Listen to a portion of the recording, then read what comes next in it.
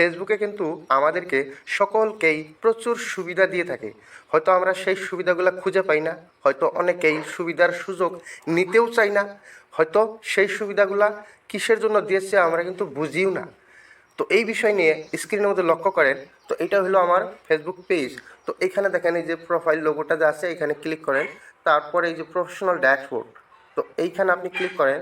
তারপর আপনার পেজের মধ্যে বা প্রোফাইলের মধ্যে যে ভিডিওটা হাইয়েস্ট ভিউ হয়েছে সেই ভিডিও থেকে কিন্তু একটা ফেসবুকে স্টোরি ক্রিয়েট করতে বলতেছে। এইখানে দেখেন এই যে share your top play reel, সবচেয়ে বেস্ট যেটা ভিউ হয়েছে। তো আমি যখন এইখানে ক্লিক করব,